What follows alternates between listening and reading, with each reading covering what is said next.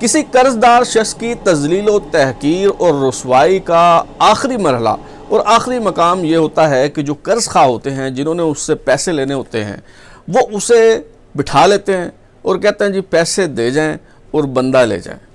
मुझे लगता है कि हमारे हुक्मरानों की नाअहली के बाइस हम उस मकाम के करीब करीब जा पहुँचे हैं, क्योंकि चंद रोज़ पहले ख़बर मिली कि मलेशिया में PIA का जो त्यारा है उसे वहाँ रोक लिया गया। त्यारा परवाज़ करने को तैयार था, जो ही वो टेक ऑफ करने लगा तो उन्हें कहा गया कि थोड़ी देर रुक जाएं। वो जो मलेशियन हुकाम है वो अंदर दाखिल हुए और त्यारे को उन्होंने कब्ज़े में ले लिया और अदायगी का मामला था, जिसकी वजह से त्यारे को वहाँ खड़ा कर लिया गया। उसके बाद जो मुसाफिर थे वो वहाँ पे इंतज़ार और तजलील व तहकीर की कैफियत से और मराहिल से जो हैं वो गुज़रते रहे। उसके बाद हमें ख़बर मिलती है कि लंदन हाई कोर्ट ने एक फ़ैसला दिया कि पाकिस्तान का जो सफारत खाना है उसका ना सिर्फ अकाउंट जो है वो फ्रीज़ कर दिया जाए, बल्कि ये अगर अदायगी ना करें $28 मिलियन की, तो फिर ये जो सफारत खाने की इमारत है इसे बेचकर जो है ये कंपनसेट किया जाए। तो ख़दशा ये है कि हमारे वज़ीर-ए-आज़म साहब कभी किसी मुल्क के दौरा पर जाएं और वहाँ उन्हें बिठा लिया जाए और उन्हें कहा जाए जी लाओ जी हमारे पैसे वापस करो और अपना बंदा ले जाओ। अब ऐसी सूरत में पाकिस्तान के अवाम क्या करेंगे, क्या चाहेंगे, उनकी ख्वाहिश क्या होगी। बहरहाल आजकल हमारे यहाँ ब्रेडशीट जो कंपनी है जिसके हवाले से लंदन हाई कोर्ट का ये फ़ैसला आया, उसका बहुत चर्चा है। जहाँ भी आप बैठें, जिस महफ़िल में भी जाएं, तो ब्रेडशीट के हवाले से ही गुफ्तगू का रुख जो है वो उस तरफ मुड़ जाता है। मुझे भी कई दोस्तों ने कहा, देखने वालों ने कहा कि आप इस पे बात करें और थोड़ा सा मुदल्लल और मुफस्सिल अंदाज़ में, जामे मगर मुख्तसर अंदाज़ में ये हमें बताएं कि ये मामला दरअसल है क्या। तो मैंने भी इस मामले को थोड़ा सा समझने की कोशिश की है। जो मुझे समझ आया है वो मैं आपके सामने रखता हूँ। जैसा कि हमारे मुल्क में जो भी जब डिक्टेटर आता है, जो भी आमरीत आती है, मार्शल लॉ आता है, तो एहतसाब का नारा लगता है, ये सब्ज़ बाग दिखाया जाता है कि जो लूटी हुई रकम है वो हम वापस लाएंगे। जनरल परवेज़ मुशर्रफ साहब जो बरसर इक़्तिदार आए तो उन्होंने भी यही काम किया और नैब को मुतहर्रिक किया गया, कहा गया कि बड़ी सख्त सज़ाएँ देंगे, किसी को नहीं छोड़ेंगे, पैसा वापस लाएंगे, ये कर देंगे, वो कर देंगे। तो इस दौरान एक कंपनी जो ख़ुद भी ऑफशोर कंपनी जिसे कहा जाना चाहिए, क्योंकि आइल ऑफ मैन में ये कंपनी रजिस्टर्ड थी, जिसका नाम ब्रेडशीट LLC है। ये कंपनी जो है ये ईरानियन निज़ाद एक बरतानवी शहरी हैं, उनके नाम से जो है ये कंपनी रजिस्टर्ड थी। ये जो कावे मसूवी जो इसके कंपनी के ऑनर थे, उनके साथ एक और भी पार्टनर थे। ये दरअसल बुनियादी तौर पे कानूनदान हैं, वकील हैं, इंसानी हकूक़ के हवाले से काम करते रहे हैं। तो ये कंपनी इन्होंने आइल ऑफ मैन में रजिस्टर करवाई और जनरल परवेज़ मुशर्रफ को ये पेशकश की गई कि ये जो बैरून मुल्क पाकिस्तानियों के असासाजात हैं, उनके अकाउंट्स हैं, उनकी इमलाक हैं, उनका सुराग जो है वो लगाया जा सकता है, अरबों डॉलर वापस आ सकते हैं। तो उस पर जब अदायगी की बात हुई तो जनरल परवेज़ मुशर्रफ ने कहा कि हम तो इस पोजीशन में नहीं हैं कि आपको कोई पेमेंट कर सकें, तो इस तरह से करते हैं कि जो लूटी हुई दौलत वापस आएगी उसमें 20% जो है वो रिकवरी पे हम आपको पे करेंगे। तो जनरल परवेज़ मुशर्रफ के दौर में ये मुआहदा जो है ब्रेडशीट के साथ हुकूमत पाकिस्तान का नैब की तरफ से ये हो गया मुआहदा और इस पर काम जो है वो शुरू कर दिया गया। अब इस पे जो मौसवी साहब हैं, जो ब्रेडशीट के ऑनर हैं, जिन्होंने ये केस जीता है, उनका ये मौक़िफ़ है कि ये मुआहदा तो हुकूमत पाकिस्तान से हो गया, लेकिन उसके बाद हुकूमत पाकिस्तान की तरजीहात जो थी वो कुछ बदल गई। मिसाल के तौर पर वो बताते हैं कि हमने न्यू जर्सी में शेर पाओ जो हैं, आफ्ताब शेर पाओ, उनके लाखों डॉलर मालियत के अकाउंट का सुराग लगाया। इस पे हमने हुकूमत पाकिस्तान को बताया, नैब को इससे आगाह किया, लेकिन नैब ने इस पे मुतल्लिका हुकाम को, ऑफिशियल्स को एक ख़त लिख दिया कि हमें इस अकाउंट से कोई इशू नहीं है, लिहाजा इस अकाउंट को फ्रीज़ ना किया जाए और उस पे जो है वो रकम वो वहाँ से निकलवा ली गई। और उसके बाद आफ्ताब शेर पाओ जो हैं उन्हें वज़ीर दाखिला बना दिया गया।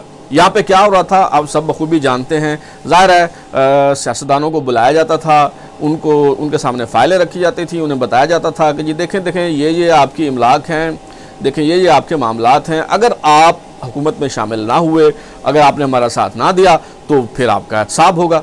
तो लिहाजा एहतसाब से बचने के लिए पीपल्स पार्टी पैट्रियट बन गई। एहतसाब से बचने के लिए मुस्लिम लीग काफ जो थी वो मुस्लिम लीग नून जो थी वो मुस्लिम लीग काफ में तब्दील हो गई।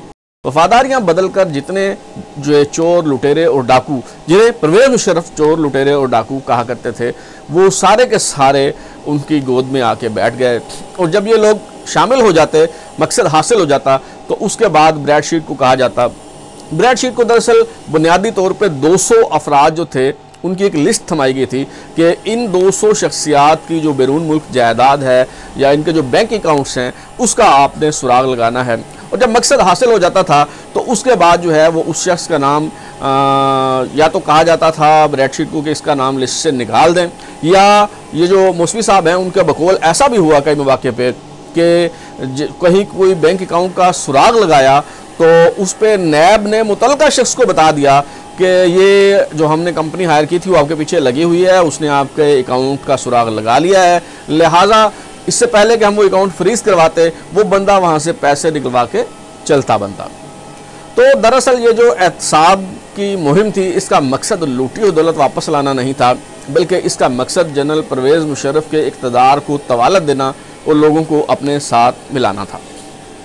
ये सिलसिला चलता रहा। 2003 में जब ये सारे मकासद हासिल हो गए, परवेज़ मुशर्रफ का इक़्तिदार जो था वो मुस्तहकम हो गया, तो उसके बाद ब्रेडशीट के साथ ये जो एग्रीमेंट था ये हुकूमत पाकिस्तान ने ख़त्म कर दिया। मौक़िफ़ ये अपनाया कि ब्रेडशीट जो है वो ठीक से काम नहीं कर रही, उससे कोई कामयाबी हासिल नहीं हुई। जबकि दूसरी तरफ ब्रेडशीट का मौक़िफ़ ये था कि हमने तो बड़े बड़े अकाउंट जो थे, बड़े बड़े जो इमलाक जो प्रॉपर्टीज़ जो थी उनका सुराग लगा के नैब को आगाह किया है, लेकिन नैब और हुकूमत पाकिस्तान खुद संजीदा जो है वो नहीं है।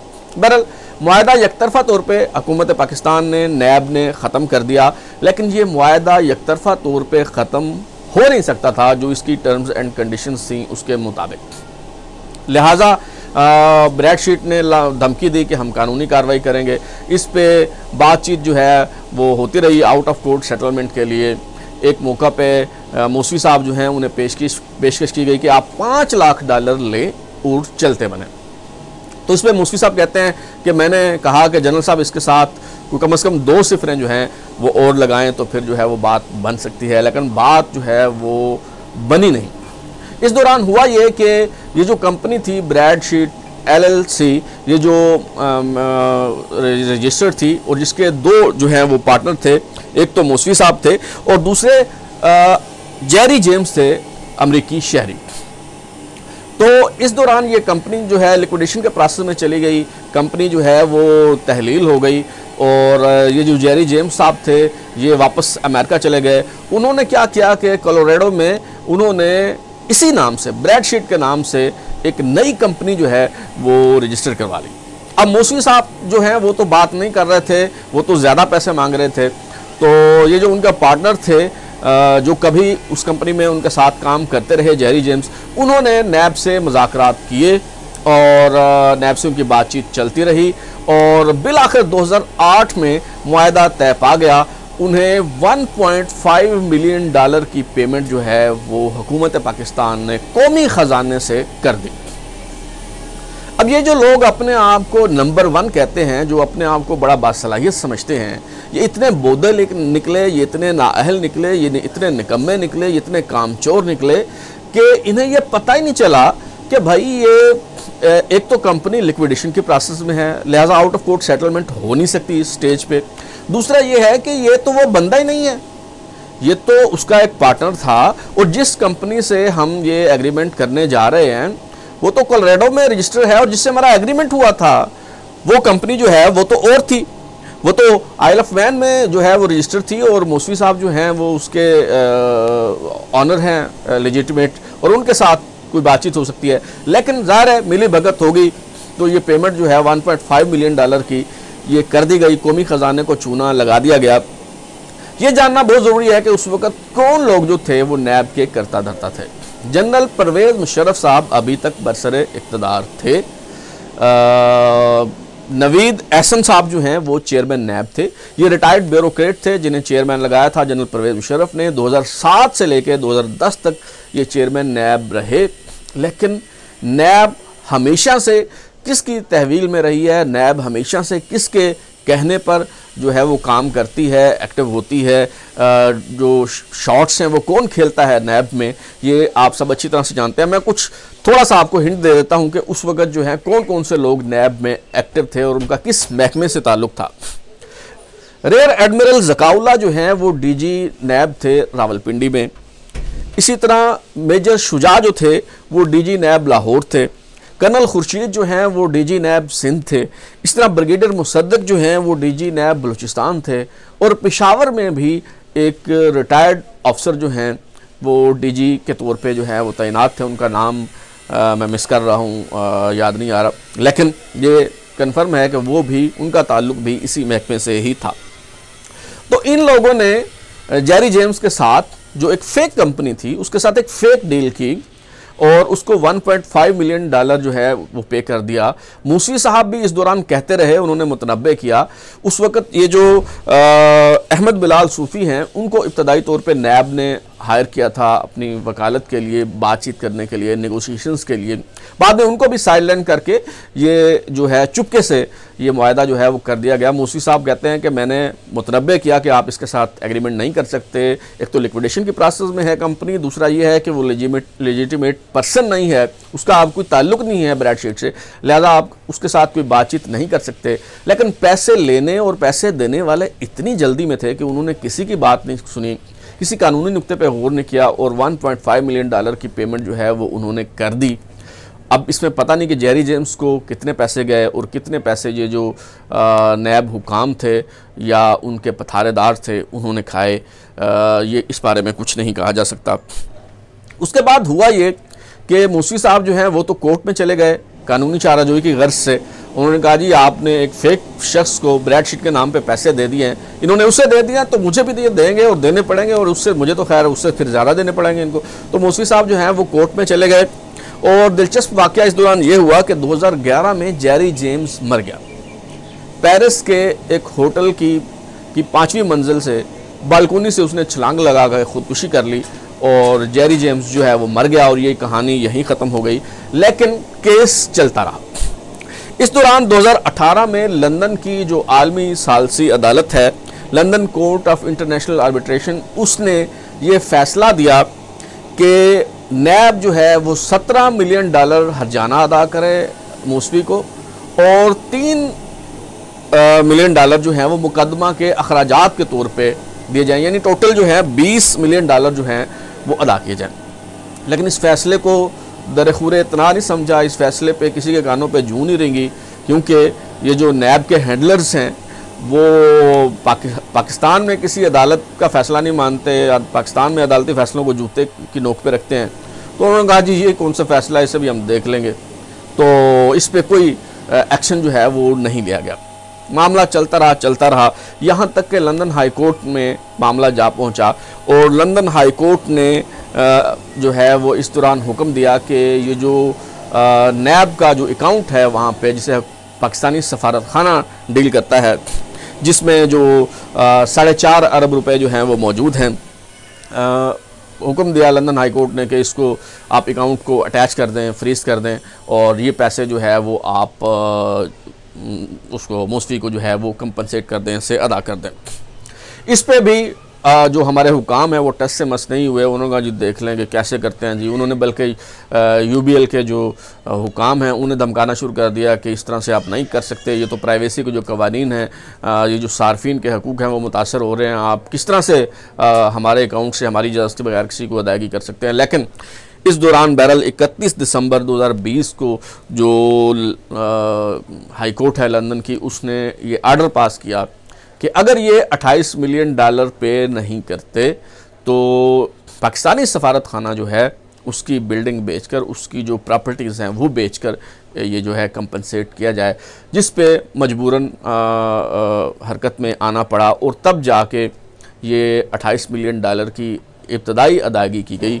लेकिन बताने वाले बताते हैं कि चूँकि इस पर सूद बहुत ज़्यादा बढ़ चुका है, ये घंटों के हिसाब से, दिनों के हिसाब से चार्ज होता है सूद, तो इसलिए ये जो मामला 17 मिलियन डॉलर पे या मैक्सिमम 20 मिलियन डॉलर पे ख़त्म हो सकता था, वो अब उसके लिए जो टोटल अदायगी है या जो अखराजात हुए हैं, जो पहले 1.5 मिलियन डॉलर जेरी जेम्स को दिया गया, वकला की फ़ीसों के तौर पे दिया गया, अभी 28 मिलियन डॉलर की अदायगी की गई और आगे जो करनी पड़ेगी, ये टोटल कुल मिला के ये कम से कम 50 मिलियन डॉलर का चूना जो है वो कौमी ख़जाने को लगेगा, ये जो है वो एक्सपर्ट बताते हैं।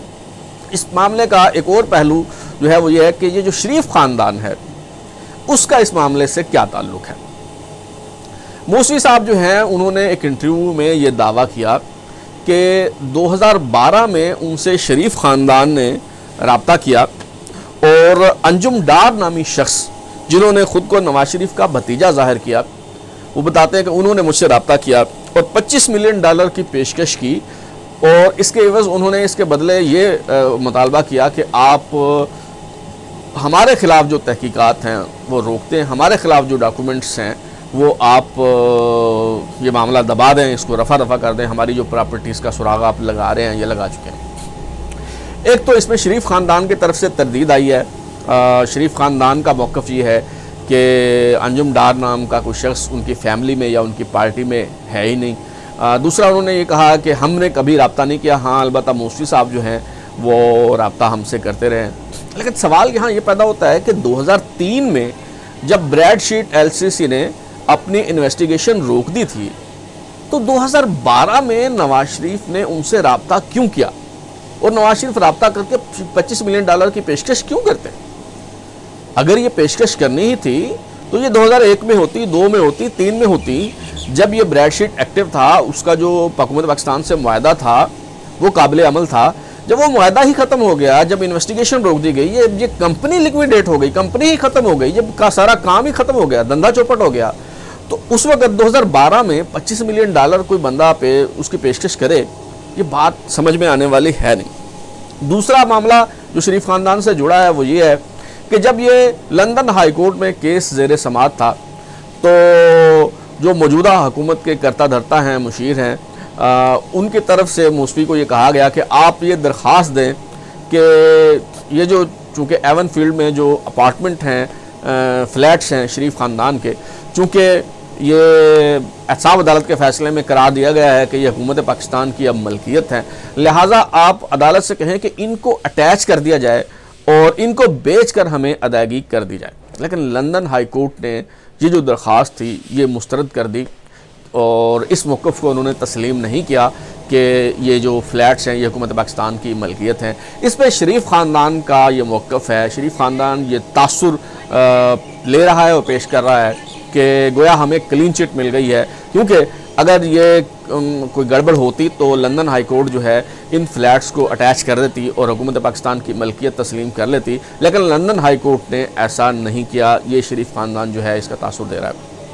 इस मामले का सबसे आखिरी पहलू ये है कि ये 2018 में जब तहरीक इंसाफ की हुकूमत आई तो उसके बाद दोबारा से राब्ते हुए। मौसवी साहब जो हैं वो बताते हैं कि उनकी दोस्ती है इमरान खान साहब से, उनका ताल्लुक़ है और उनकी मुलाकातें होती रही हैं, उनके राब्ते होते रहे। एक बार फिर जो है वो मौसवी साहब ने ये ख्वाब दिखाया कि जी ये जो अरबों डॉलर बैरून मुल्क पड़े हैं ये वापस लाए जा सकते हैं। इस हवाले से दोबारा ब्रैडशीट से एग्रीमेंट करने की तैयारियां जो है वो होने लगी, लेकिन बकौल मौसवी साहब के उनसे जो लोग आके मिले, जिन्होंने मुलाकात की, जिसमें नैब के अलावा एक हसास इदारे के जो अफसर हैं वो भी शामिल थे, उन्होंने उनसे मुतालबा किया कि ठीक है ये मुआहदा तो हो जाएगा, ये भी हो जाएगा, वो सारा जैसे आप चाहेंगे वैसे हो जाएगा, लेकिन आप ये बताएं हमें कि हमें क्या मिलेगा इसमें। तो हमें क्या मिलेगा, यानी कमीशन का मामला तय ना होने की वजह से ये मामला चौपट हो गया और ये मामला जो है वो तय नहीं हो सका। इस दौरान जो है वो मौसवी साहब ने एक जिसे कहते हैं ना ट्रेलर दिखाया फांसने के लिए ताकि नया मुआहदा कोई हो जाए। उन्होंने बताया कि जी एक अरब मुल्क से जो वस्ती एशियाई मुल्क है वहाँ पे $1 अरब मालियत का जो अकाउंट है, उन्होंने कहा जी हमने उसका सुराग लगाया है अब ये चहमगोइयाँ होने लगी कि ये किसका अकाउंट है। PTI की तरफ से ये दावा किया जा रहा था कि ये शरीफ ख़ानदान का जो है वो अकाउंट है, अनकरीब पैसे आने वाले हैं, ये हो जाएगा वो हो जाएगा, लेकिन अल्टीमेटली हुआ कुछ नहीं है। हासिल कलाम ये है कि आज तक ये जो मुहिम चलाई गई, ये जो सब्ज़ बाग दिखाए गए कि पैसा वापस लाएंगे, एक धेला भी वापस नहीं आया। लेकिन वो पैसे वापस लाने की आड़ में जो मज़ीद लूटमार की गई उसकी फहरिस्त बहुत तवील है। अभी ये जो एसेट रिकवरी यूनिट बनाया गया है, इसके सैर सपाटों की तफसील या मालूम कर लें कि कितने पैसे जो हैं ये गुलछरे किस तरह से उड़ा रहे हैं कौमी ख़जाने से पैसे खर्च करके, तो आप दंग रह जाएंगे। अब तक के लिए इतना ही, इंशाल्लाह फिर मुलाकात होगी। बिलाल गौरी को इजाज़त दीजिए। अगर आपको हमारा प्रोग्राम पसंद आया तो इसे लाइक करें, कमेंट करें, शेयर करें और हमारा चैनल सब्सक्राइब करने के बाद बेल आइकन यानी घंटी ज़रूर दबाएं ताकि आपको नई वीडियोज़ के नोटिफिकेशन मिलते रहें। बहुत शुक्रिया।